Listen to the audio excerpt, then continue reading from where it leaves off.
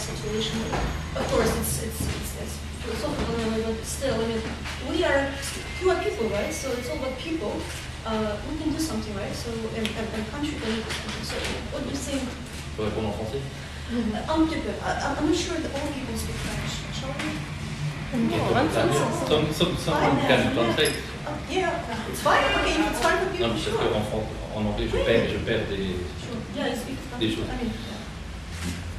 Bon, moi, je n'ai pas de message à donner, mais ce que j'essaye de faire, et l'exposition aussi, elle va dans ce sens-là, c'est de lutter contre l'indifférence, contre la perte des connaissances de ce qui se passe sur le terrain. C'est-à-dire que moi, j'ai des amis autour de moi qui me disent quelquefois, mais c'est bientôt fini la guerre en Ukraine, il ne se passe plus rien, il n'y a plus de morts, parce qu'ils n'entendent plus comme en 2014, ou encore un peu en 2015.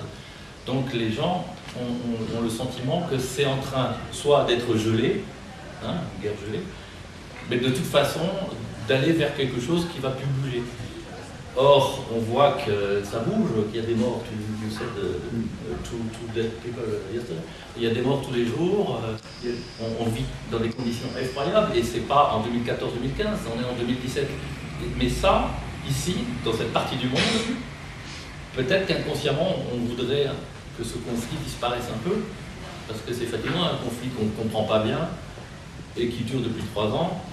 Voilà. Donc, moi, oui, absolument. Oui, ça je ne me prononce pas, c'est un mélange des deux.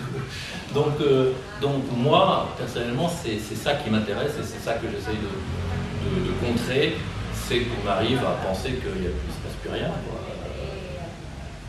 C'est mon travail à moi. Merci beaucoup. Marc, quel est your opinion? I'm like Emmanuel, I don't have any advice to Of course, give.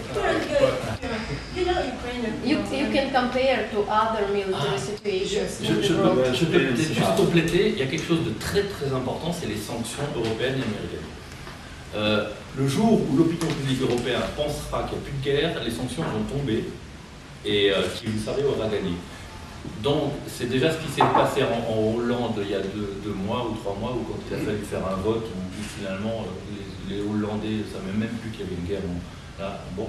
Je pense que s'il y avait une meilleure conscience de ce qui se passe en Ukraine, on serait encore beaucoup plus attentif et on réagirait différemment. Et, enfin, moi, personnellement, je suis très attaché aux sanctions parce que je fais partie de ceux qui pensent qu'elles ont eu une efficacité. Donc voilà, toujours lutter contre le silence. Well, I think that from a media perspective, yes, it is very hard to, first of all, to talk about Ukraine now because it's hard to understand what is happening for the general public.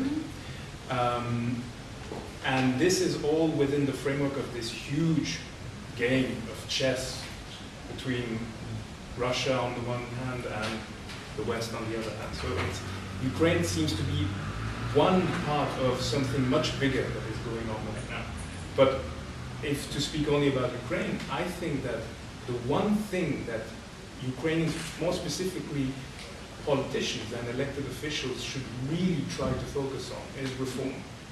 The only way to convince Europeans that there is a difference between the Ukrainian state and the Russian model is to fight against corruption.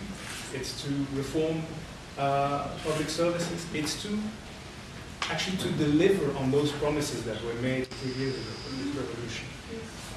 There are some encouraging signs, but still too few. And so I think for many people here who are not well informed about Ukraine, they probably see it as just another little Russia with oligarchs plundering the country, stealing, which might be true in some cases, not in others. So I think reforms is really what Ukraine should focus on.